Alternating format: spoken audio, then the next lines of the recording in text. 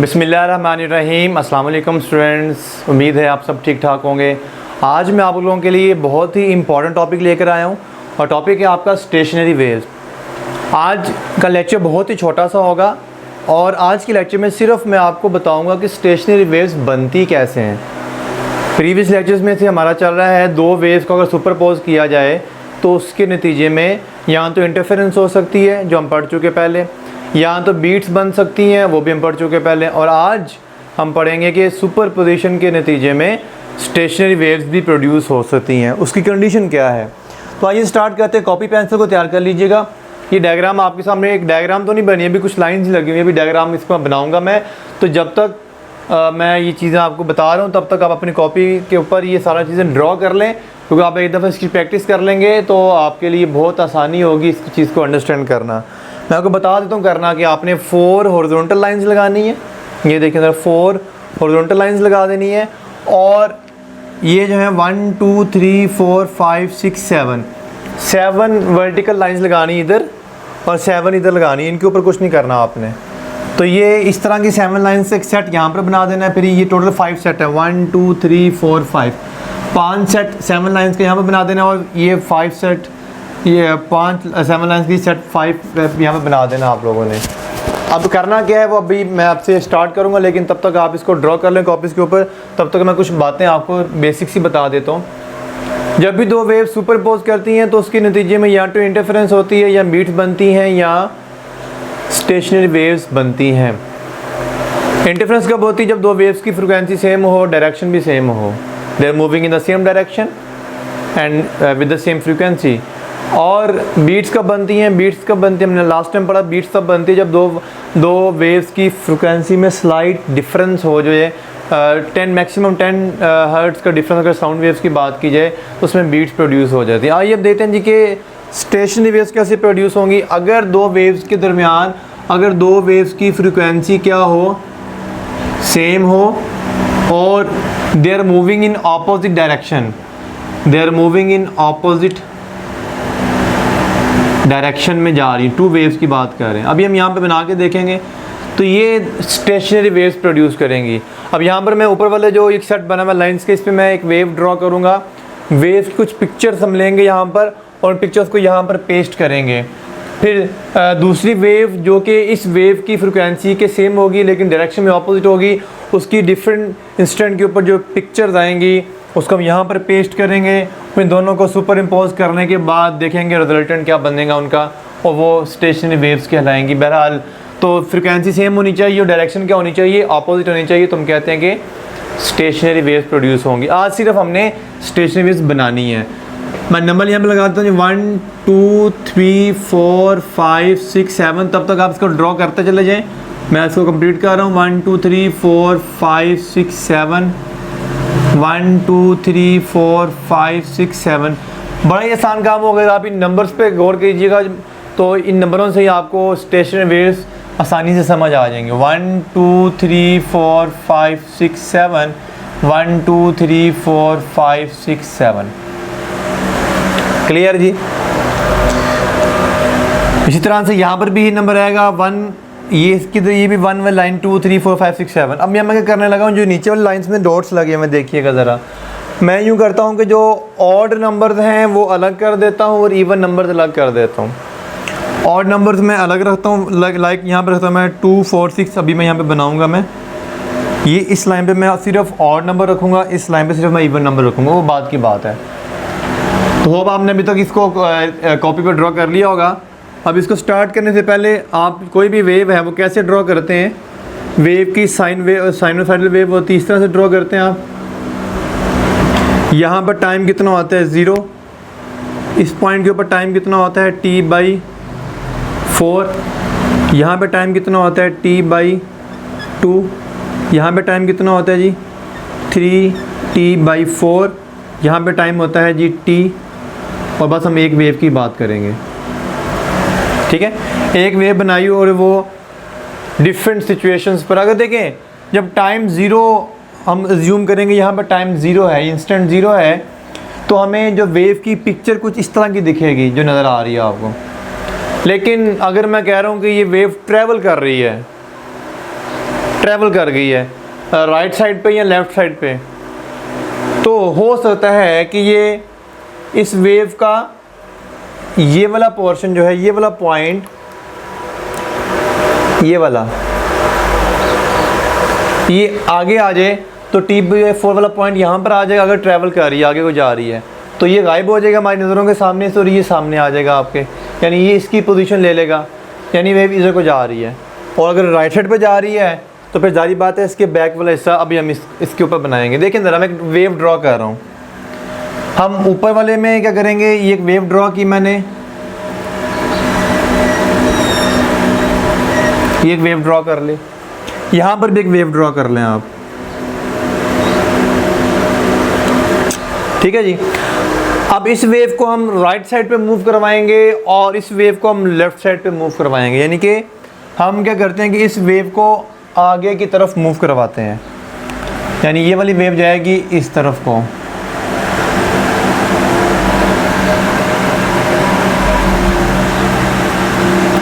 और ये वाली जो वेव आएगी हम उसको इस तरफ को मूव करवाएंगे, यानी इसके ऑपोजिट।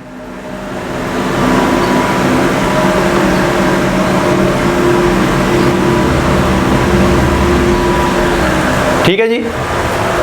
अब करना क्या है, हमें करना ये है कि डिफरेंट इंस्टेंट्स के ऊपर वेव्स की आने वाली पिक्चर्स यहाँ पे प्लॉट करनी है। लेकिन जब टाइम ज़ीरो होगा, हम यहाँ पे टाइम ज़ीरो लिख देते हैं जी, time is equal to zero, तो हमें दो वेव्स की ये पिक्चर दिखाई देगी। तो एक वेव में जो आने वाली वेरिएशन है 0 से लेकर t तक, उसको हम नोट करेंगे। जब टाइम हो जाएगा t/4 और ये वाली वेव इस तरफ को ट्रैवल कर रही है, तो t/4 पे हमें इसकी किस तरह की पिक्चर दिखाई देगी इन 7 लाइन्स के ऊपर। फिर जब टाइम होगा t/2 तो फिर कैसी पिक्चर दिखेगी हमें। टाइम अगर हो जाएगा 3t/4 तो फिर यहाँ पे कैसी पिक्चर बनेगी। और जब टाइम हो जाएगा पूरा एक वाइब्रेशन कंप्लीट हो जाएगी वेव की, तो फिर किस तरह की पिक्चर दिखाई देगी। यहाँ से स्टार्ट करते हैं। देखिए, इस वेव को आपने आगे को शिफ्ट करना है, ठीक है। तो स्टेप बाय स्टेप शिफ्ट करेंगे, या यूँ कह सकते हैं जब इस वेव ने आगे जाना है तो 6 वाला पॉइंट 7 की जगह ले लेगा। मतलब लाइन, मैंने ये 1 2 3 4 5 6 7 ये लाइन का नंबर है, वेव का नंबर नहीं है ये, ठीक है। ये जो 6 वाली लाइन पे जो पॉइंट आ रहा है वेव का, जब ये आगे शिफ्ट होगा तो ये 6 वाला वेव वाला पॉइंट 7 की जगह ले लेगा, ठीक है। तो आप देखिए ज़रा कि वेव 7 पे इस जगह पर जब वेव बनेगी t/4 पे जाके, तो ये वाला पॉइंट यहाँ से लेकर यहाँ तक ये आगे शिफ्ट हो जाएगा, 6 वाला 7 पे आ जाएगा। मतलब ये वेव कुछ इस तरह की बनेगी। ये देखें ज़रा, ये देखें ऐसे बनाया मैंने, यानी कि जो इंटरवल 5 और 6 के दरमियान में वेव आ रही है, अब वो किसके दरमियान में आ जाएगी है, 6 और 7 के दरमियान में आ गई है। ऑब्वियसली बात, अब आपने वेव को कंप्लीट करना है तो फिर आप इस तरह से कंप्लीट कर सकते हैं, ठीक है जी। ऐसी वेव प्लॉट हो गया आपके पास। यानी देखें, ये पॉइंट 0 था, ये क्रस्ट था। क्रस्ट जब आगे शिफ्ट होगा तो क्रस्ट की बैक साइड से ट्रफ सामने आएगा आपके, तो ट्रफ का 1/4 सामने आ गया, ट्रफ आधा ट्रफ सामने आ गया आपके t/4। जब t/2 इंटरवल होगा तो इस वेव को थोड़ा और आगे शिफ्ट करें।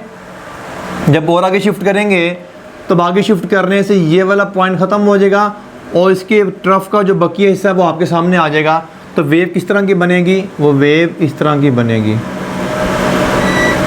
ठीक है जी। देखें, ये ट्रफ का जो एक पार्ट है जो गायब है यहाँ पर, वो आप सामने आ गया, तो वो ट्रैवल कर रही है वेव। जब इस टाइम पे पहुँचेंगे आप, तो फिर क्या होगा, अगेन ये ट्रफ है, तब इसने इसके बैक पे जो हमें नज़र नहीं आ रहा क्रस्ट, वो सामने आएगा आपके, और ट्रफ क्रस्ट का हाफ पार्ट सामने आएगा। तो वेव बनेगी कुछ इस तरह से, यानी कि ये वाली, ठीक है जी। और लास्ट पे जब ये मज़ीद आगे जाएगी, शिफ्ट हो जाएगी, तो इस क्रस्ट का मज़ीद जो हाफ पार्ट भी रहता है वो भी सामने आ जाएगा आपके। तो ये देखें, आपने डिफरेंट इंस्टेंट्स पर ट्रैवल डिफरेंट इंस्टेंट्स पर जो वेव की एक पिक्चर आ रही है वो आपके सामने प्लॉट कर दी गई हैं। ख्याल रहे कि ये वेव चूँकि राइट साइड पर ट्रैवल कर रही थी, कुछ इस तरह की पिक्चर्स नज़र आएंगे आपको। अब जब वेव लेफ़्ट साइड पर ट्रैवल कर रही होगी, यानी कि इस तरफ को, तो आप इस वेव को जब इधर लेकर जाएंगे, या यूँ कह सकते हैं अगर वेव यहाँ से प्लॉट करें और वो आगे को शिफ्ट करते चले जाएँ तो कोई हर्ज नहीं है, लेकिन हम टाइम 0 से स्टार्ट करेंगे कि 0 टाइम पे हमें पिक्चर की ये वेव की पिक्चर हमें दिखाई दे रही है। तो t/4 के बाद चूँकि इस वेव ने इस तरफ को शिफ्ट होना है, इसका मतलब जब ये आगे को शिफ्ट होगा तो ये वाला जो पोर्शन है 2 और 3 के दरमियान वाला, ये कहाँ पर आ जाएगा, 1 और 2 के दरमियान में आ जाएगा। तो वेव कैसे प्लॉट करेंगे आप, ये देखें ज़रा, जो पोर्शन 2 और 3 के दरमियान में आ रहा है वो 1 और 2 के दरमियान में लेकर आ गए हम, और फिर यहाँ से आप वेव इजीली कंप्लीट कर सकते हैं। ठीक है जी, ये वेव बन गया आपके सामने। इसी तरह से मज़ीद आगे शिफ्ट करेंगे तो ये वाला गायब हो जाएगा और ये वाला 2 और 3 के दरमियान वाला आगे आ जाएगा। तो ये वेव कुछ इस तरह की बनेगी। ठीक है जी, इसको मज़ीद इस तरफ को शिफ्ट करेंगे तो ये गायब होगा और ये वाला इसकी शिफ्ट हो गए ये इधर आ जाएगा। तो वेव की पिक्चर कुछ इस तरह की बनेगी। और फाइनली जब इसको मज़ीद आगे शिफ्ट करेंगे तो फिर ये आगे आ जाएगा और ये ऐसे वेव बनेगी। यहाँ तो कोई मुश्किल नहीं था, सिर्फ क्या किया हमने, डिफरेंट इंस्टेंट्स के ऊपर 2 वेव्स जिनकी फ्रिक्वेंसी देखें सेम रखी, इसको भी 7 लाइंस पे प्लॉट किया गया, इसको भी 7 लाइंस पे सेम फ्रिक्वेंसी रख के 2 वेव्स को ऑपोजिट डायरेक्शन में मूव करवाया है। एक लेफ़्ट पे जा रही है और एक राइट साइड पे जा रही है। तो अब हमें देखेंगे जब इन दोनों वेव्स को सुपर इम्पोज किया जाएगा तो रिजल्टेंट क्या आएगा इनका। हमें पता है कि जब भी 2 वेव मिलती हैं या तो सपोर्ट कर देती हैं या कैंसिल कर देती हैं। यहाँ पर क्या होगा देख लेते हैं। अगर मैं 1 वाला पॉइंट यहाँ पे प्लॉट कर लूँ, ठीक है, और 1 3 5 7, या यहाँ से 1 3 ऑड नंबर मैं यहाँ पर रख लेता हूँ, यानी कि 1 3 5 7 और नंबर्स यहाँ पर रख लिए। अभी आपको आइडिया हो जाएगा ऐसा क्यों कर रहा हूँ मैं। 1 3 5 7, फिर यहाँ पर 1 3 5 7, 1 3 5 7, 1 3 5 7। तो ये मैंने ऑड नंबर्स यहाँ पर लिख लिए। तो ये वाला यहाँ पर लिख देता हूँ इवन नंबर ऊपर लिख लिया, और उल्टा बोली जा रहा हूँ मैं, क्या मुझे हो गया, मेरी ज़ुबान फिसली जा रही है। ये ऑड नंबर्स हैं और इवन नंबर यहाँ पर लेता हूँ 2, बल्कि बाद में लेता हूँ, ज़रा बाद में बताता हूँ आपको। आप इन दोनों वेव्स को आपस में चेक करें ज़रा। तो 1 वाला पॉइंट का डिस्प्लेसमेंट 0 है, यहाँ पर देखें ज़रा, यहाँ पर भी 0 है। तो 0 और 0 जब आपस में मिलेगा तो यहाँ पर क्या बनेगा, ये वाला पॉइंट ना तो ऊपर जा सकता है ना नीचे आ सकता है, क्योंकि दोनों मिलके 0 0 पे रहेंगे। ठीक है जी। अभी हम सिर्फ इन ऑड नंबर्स की बात करते हैं, इवन नंबर्स की बात भी करेंगे, फिर दोनों को इकट्ठा करेंगे। 3 वाला पॉइंट पे देखें ज़रा, 3 वाला पॉइंट 0 पर है। ठीक है जी, 3 वाला पॉइंट 0 पर है, तो यहाँ पर भी 0 पर है। तो ये वाला पॉइंट भी इधर ही रहेगा, ना तो अपवर्ड मूव करेगा ना डाउनवर्ड मूव करेगा। 5 वाला पॉइंट यहाँ पर भी 0 पर है, यहाँ पर भी 0 पर है, तो यहाँ पर भी रिजल्टेंट 0 निकलेगा आपके पास। ठीक है जी। 7 वाला पॉइंट यहाँ पर भी 0 पर है, यहाँ पर भी 0 है, दोनों को ऐड करोगे, मतलब सुपरपोज करोगे तो आंसर 0 ही आएगा आपके पास। यानी 1 3 5 और 7 these points remains at 0 displacement पे। अब आते हैं जिस जगह पर देखें ज़रा, 1 वाला पॉइंट देखें मैक्सिमम नीचे की तरफ है और यहाँ पे 1 वाला पॉइंट मैक्सिमम ऊपर की तरफ है। तो यूँ कह लें कि ये ट्रफ है और ये क्रस्ट है। ट्रफ और क्रस्ट आपस में जब मीट करते हैं तो they will cancel each other, और जब आपस में कैंसिल आउट कर देंगे तो इन दोनों का रिजल्टेंट फिर क्या निकलेगा, 0। तो ये वाला 1 वाला पॉइंट अगेन 0 डिस्प्लेसमेंट पर रहेगा। फिर 3 वाला पॉइंट पे देखें, ये क्रस्ट है और यहाँ पे 3 पे ट्रफ है, तो क्रस्ट और ट्रफ मीट करेंगे तो अगेन रिजल्टेंट क्या देंगे, 0 देंगे। फिर 5 वाले पे देखें, ये ट्रफ है ये क्रस्ट है, मीट करेंगे तो रिजल्टेंट 0 देंगे। 7 पे ये क्रस्ट है ये ट्रफ है, मीट करेंगे तो रिजल्टेंट 0 देंगे। इसी तरह से आप हर पिक्चर में देख सकते हैं कि आपके ये जो ऑड नंबर्स आ रहे हैं 1 3 5 7, ये सारे के सारे ज़ीरो डिस्प्लेसमेंट पर ही रहेंगे। कहीं पर ज़ीरो से ज़ीरो मिल रहे हैं और कहीं पे क्रस्ट से ट्रफ और कहीं ट्रफ पे क्रस्ट, इसलिए these points will remain at zero displacement, these points will remain at equilibrium position, these points will remain at rest। तो ये सारे पॉइंट कौन से हैं? रेस्ट वाले पॉइंट हैं।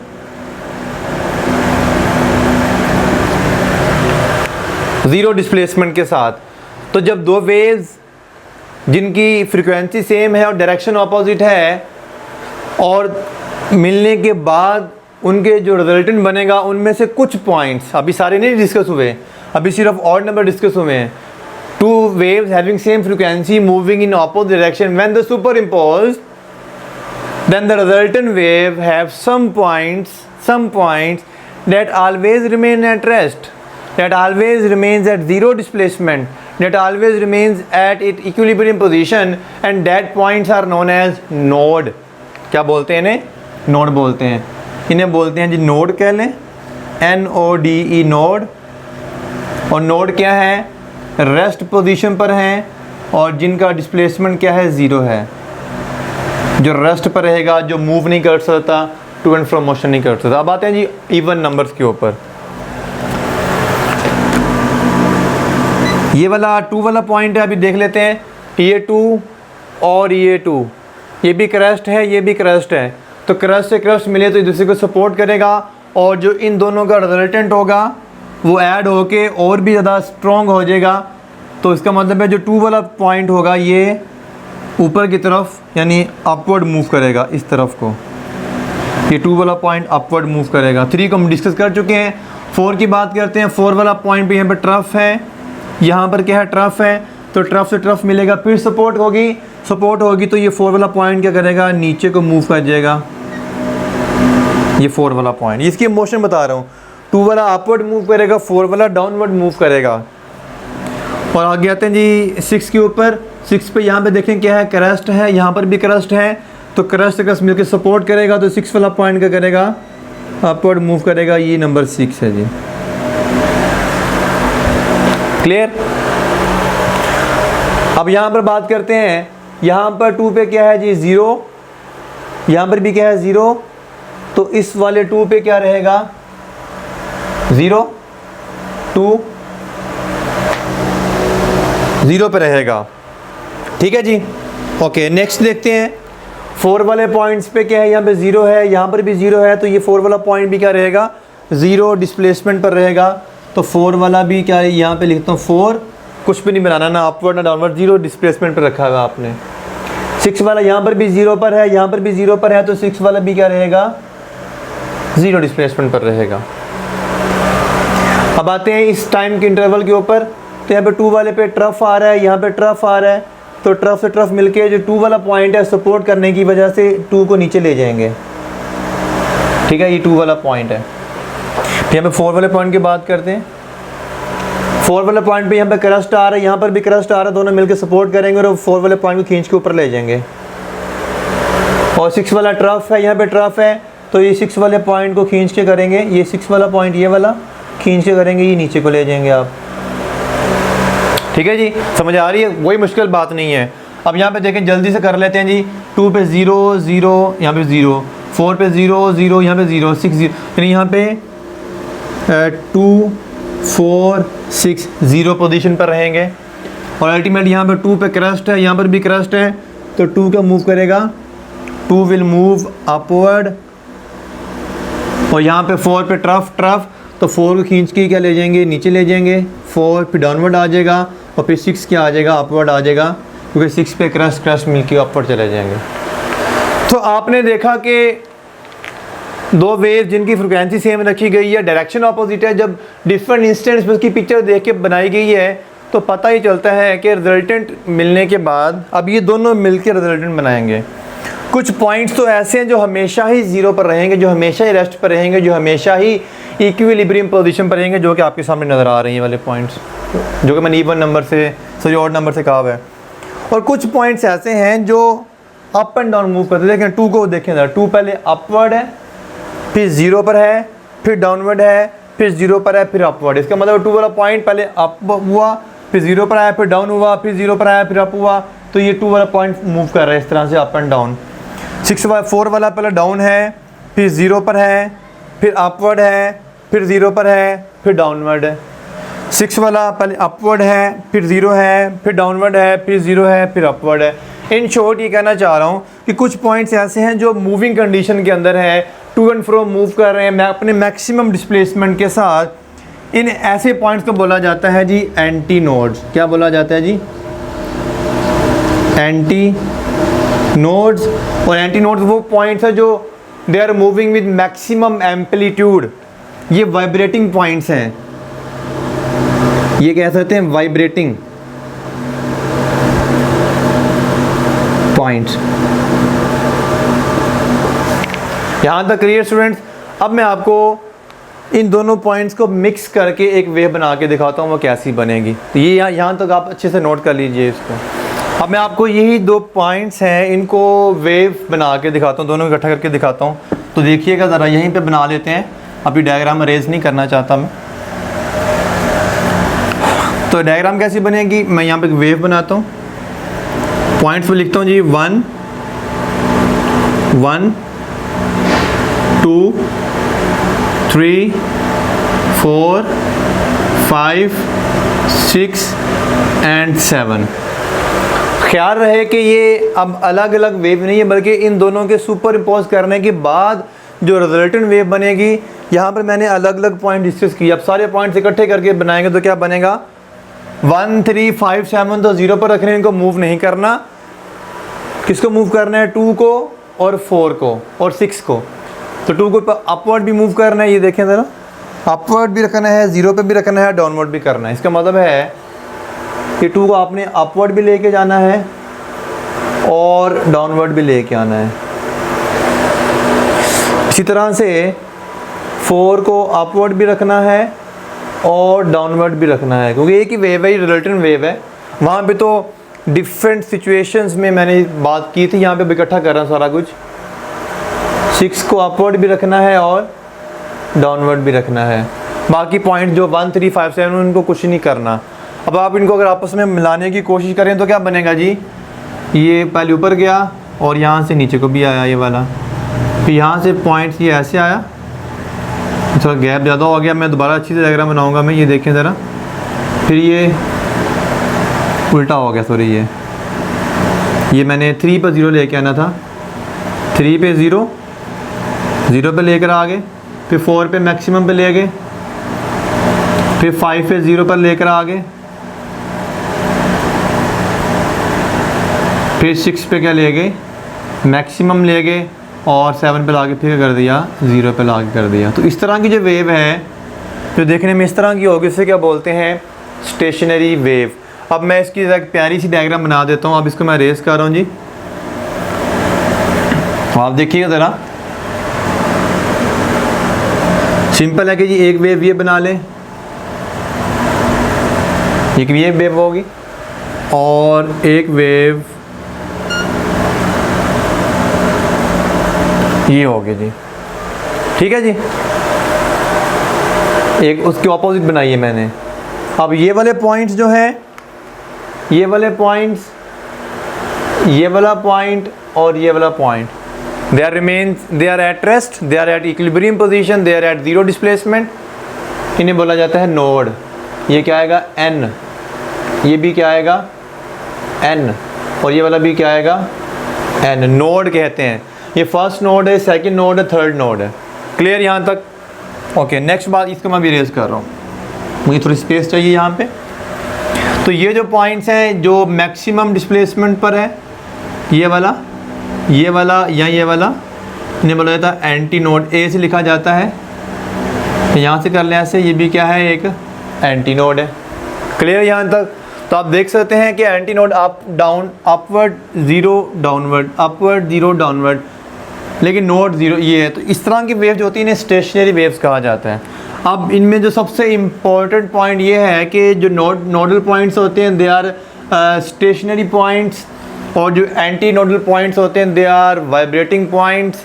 इसका मतलब है अगर ये स्टेशनरी हैं तो इनके पास एनर्जी ज़ीरो होती है, और जो एंटी नोड है, चूँकि ये वाइब्रेटिंग पॉइंट्स हैं तो ये इनकी जो एनर्जी है वो ऑसिलेट करेगी, जो हमने सिंपल हार्मोनिक मोशन में पढ़ा कि जब कोई चीज़ वाइब्रेट करती है उसकी काइनेटिक एनर्जी और पोटेंशियल एनर्जी। तो हम कह सकते हैं कि नोड, इस नोड और इस नोड के दरमियान में जो एनर्जी है यहाँ पर कन्फाइंड है, तो ये एनर्जी आगे को ट्रैवल नहीं करती। इस नोड पे भी एनर्जी ज़ीरो है, इस नोड पे भी एनर्जी ज़ीरो है, ये मूव नहीं कर पा रहे। लेकिन यहाँ पे एनर्जी कन्फाइंड होगी, ये बंद होगी, ये कैद होगी, दो नोडल पॉइंट्स के दरमियान में एनर्जी के कैद होने की वजह से ये रुक चुकी है, एनर्जी फंस चुकी है यहाँ पे। तो इस रुकी हुई एनर्जी की बिहाव पर हम इसे बोलते हैं स्टेशनरी वेव या स्टैंडिंग वेव। ठीक है, अब यहाँ पे जो इसकी इंपॉर्टेंट कैरेक्टरिस्टिक्स हैं वो सुन लीजिएगा ज़रा। और आज का लेक्चर ख़त्म हो गया, हमने स्टेशनरी वेव्स बना के सीख ली कैसे बनती हैं। ये वाला पॉइंट नोडल पॉइंट, ये वाला पॉइंट नोडल पॉइंट, और ये वाला पॉइंट भी नोडल पॉइंट। ये वाला एंटी नोड वाला पॉइंट आ गया। सबसे इम्पोर्टेंट चीज़ ये वाली है जो भी करवाने जा रहा हूँ, और ये आने वाले जो स्टेशनरी वेव्स की आने वाले लेक्चर्स है उसके लिए बहुत ही ज़्यादा हेल्पफुल रहेगी। आप इसको याद कर लीजिएगा, पहले समझ लीजिए ज़रा। अगर मैं बात करूँ यहाँ से लेकर यहाँ तक कि इस नोड से इस नोड तक का फासला कितना है, तो ये कोई मुश्किल बात नहीं पूछी, क्योंकि ये फासला एक लैम्डा के बराबर है। एक वेव बनी हुई है, इस यहाँ से लेकर यहाँ तक ये एक वेव है, कोई मुश्किल नहीं है। ओके, अगर मैं आपसे पूछूं जी कि यहाँ से लेकर यहाँ तक कितना डिस्टेंस है, लाइक ये डिस्टेंस कितना है, तो आप कहेंगे सर ये तो आधा हो गया है, यानी लैम्डा बाई 2, और ये भी जारी बात है कितना हो गया, ये लैम्डा बाई 2, हाफ वेवलेंथ के बराबर। तो अब यहाँ से कहा जा सकता है the distance between two consecutive nodes is half wavelength. ठीक है, इसी तरह से अगर मैं ये वाला डिस्टेंस चेक करना चाहूँ तो ये कितना हो जाएगा, लैम्डा बाई 4, और अगर ये चेक करना चाहूँ तो फिर बात तो वही है, लैम्डा बाई 4। ये वाला चेक करना चाहूँ तो ये भी कितना आ जाएगा, लैम्डा बाई 4, और अगर ये चेक करना चाहूँ तो ये भी कितना आएगा, लैम्डा बाई 4। तो कोई मुश्किल बात तो नहीं मैंने बताई, बड़ी आसान बात बताई है मैंने। अब आपसे यहाँ से एमसीक्यूज़ किए जा सकते हैं कि the distance between two consecutive nodes, तो आप कहेंगे हाफ वेवलेंथ और हाफ लैम्डा। अगर आपसे पूछा जाए the distance between two consecutive node and anti node, तो नोड और एंटी नोड के दरमियान में लैम्डा बाई 4 का डिफरेंस आ रहा है। The distance between two consecutive anti nodes, तो ये यहाँ से लेकर यहाँ तक का फासला कितना बनेगा, लैम्डा बाई 4 ये बनेगा, लैम्डा बाई 4 ये बनेगा, तो lambda by 4 plus lambda by 4 again कितना हो जाएगा, ये लैम्डा बाई 2। तो ये वाला डिस्टेंस यहाँ से लेकर यहाँ तक ये भी कितना है, लैम्डा बाई 2। ठीक है, और ये वाला जो डिस्टेंस आ रहा है वो वैसे बना दिए नीचे, ये वाला डिस्टेंस जो आ रहा है ये कितना आ रहा है, लैम्डा बाई 2। लेकिन किसी भी नोड और एंटी नोड के दरमियान वाला फासला वो जो मर्जी यूज़ कर लें, ये वाला कर लें बेशक या कोई और बना लें, तो ये लैम्डा बाई 4। तो आई होप आप लोगों को आज का लेक्चर समझ आ गया होगा कि स्टेशनरी वेव्स बनती कैसे हैं। तो आज का लेक्चर ख़त्म हो गया है। इंशाल्लाह नेक्स्ट लेक्चर में आपको मैं स्टेशनरी वेव्स की ट्रांसवर्स नेचर की जो टाइप है और इसकी जो लॉन्गिट्यूडनल वेव स्टेशन वेव्स हैं वो बनाना सिखाऊंगा। तो नेक्स्ट लेक्चर तक इंशाल्लाह अपना ख्याल रखिएगा और इस चीज़ की प्रैक्टिस कीजिएगा ताकि आपको आने वाले लेक्चर्स मेरे बेहतर अंडरस्टैंड कर सकें। तो अल्लाह हाफिज़, अल्लाह निगहबान।